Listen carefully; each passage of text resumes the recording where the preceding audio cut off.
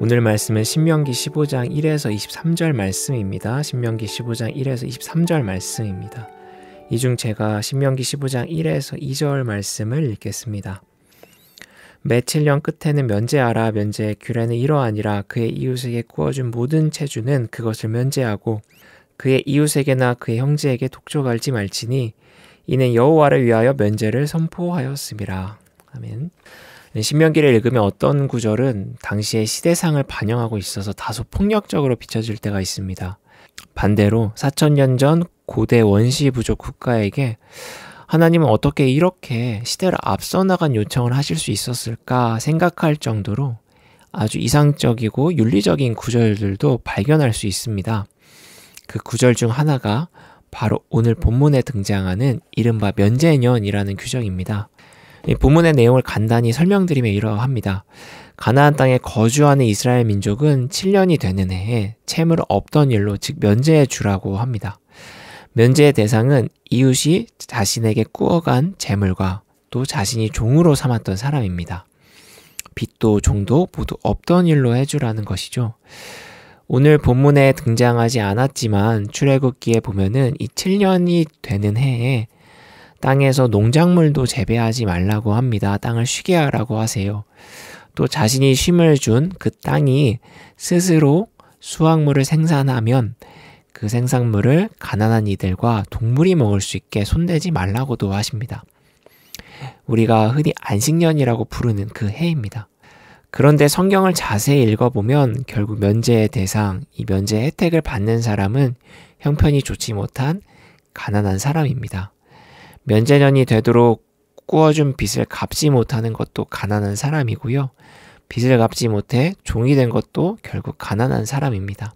작물을 수확하지 않는 안식년에 자연 스스로가 소산시킨 농작물을 얻을 수 있는 것도 가난한 사람입니다. 즉, 면제년은 가난한 사람을 위한 명령이라 할 수 있습니다. 만약 이스라엘 땅에서 이 명령이 제대로 시행되었다면 어떤 세상이 펼쳐졌을까요? 이 4절에 보면 하나님이 말씀하시는 가난한 자가 없는 사회가 될 것입니다. 유토피아가 되는 것이죠.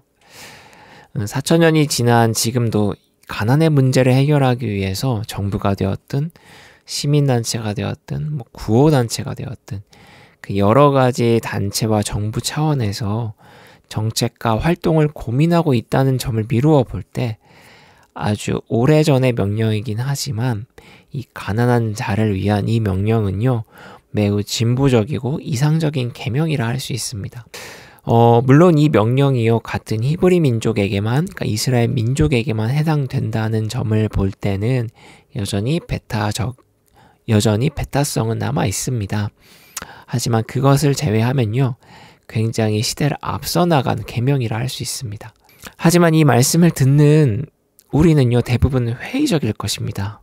특히 가난한 사람에게 재물을 구워 주었는데 7년이 되면 받지 말라. 이 말씀은 너무나 이상적이어서 현실 불가능하다고 말할지도 모르겠습니다. 이렇게 생각하는 사람들의 주장은 명백하죠.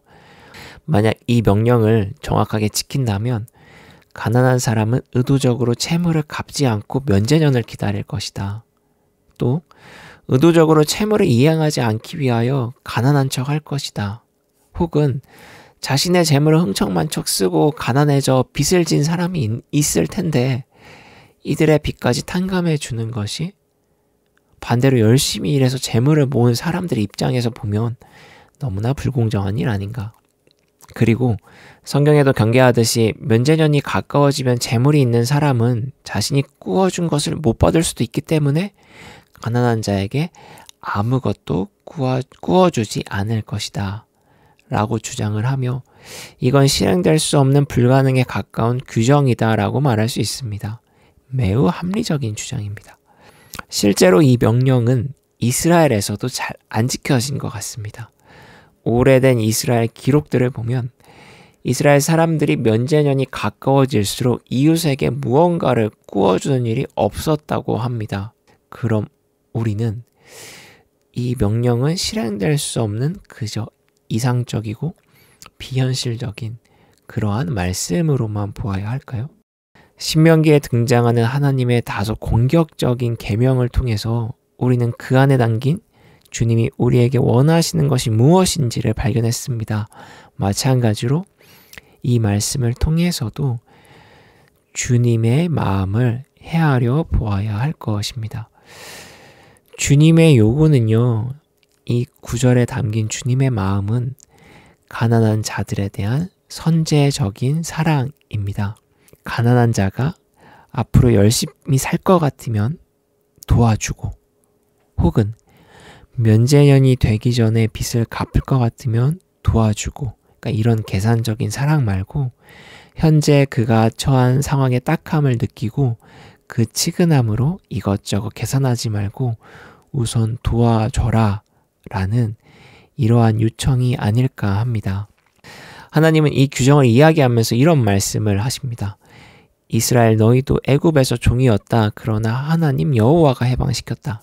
즉 하나님도 이스라엘 민족이 앞으로 하나님 말 잘 들을지 아니면 잘못 말을 듣지 않을지 그런 걸 계산하지 않고 우선적으로 이스라엘의 괴로움을 듣고 도와주었다는 것입니다.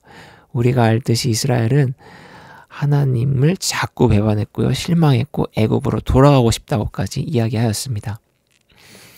만약 하나님이 이것저것 따지고 도와주는 분이었다면 이스라엘을 구원하지 않았을 것입니다. 그것은 예수님도 마찬가지입니다. 예수님이 이것저것 재보았다면 제자들을 삼지 않았을 것이고요. 인류를 위해 참혹한 십자가도 지지 않았을 것입니다. 그럼에도 하나님은 예수님은 이스라엘을 위해 그리고 우리를 위해 선제적인 사랑을 베푸셨습니다. 묻지도 따지지도 않고 일단 사랑을 베푸셨습니다. 따라서 오늘 본문에 담긴 하나님이 우리에게 원하시는 것은 바로 딱한 자에게 일단 사랑을, 선행을 베풀어라 하는 요청이지 않을까 합니다. 물론 이렇게 반문할 수 있습니다. 그런 선행, 그런 사랑 너무나 위험합니다. 지금 한국 사회는 누군가의 선행을 도리어 악용합니다 라고 말할 수 있습니다. 맞습니다. 동의합니다. 안타깝게도 지금 우리가 살고 있는 사회는 속고 속이는 일이 빈번한 사회입니다. 서로 간의 신뢰가 많이 무너져서 아무도 믿지 말라고 말하는 사회입니다. 그렇다고 우리가 딱한 이에게 주님의 사랑을 베풀라는 이 하나님의 요청을 외면할 수는 없습니다. 우리 모두 주님으로부터 조건 없는 사랑을 받은 사람들이기 때문입니다. 저 역시 이 요청이 너무나도 힘듭니다. 그래서 선제적인 사랑을 베풀기 위한 주님이 주시는 용기가 필요합니다. 또한 우리의 선행이 악용되지 않도록 주님의 인도하심이, 주님의 지혜가 필요하기도 합니다.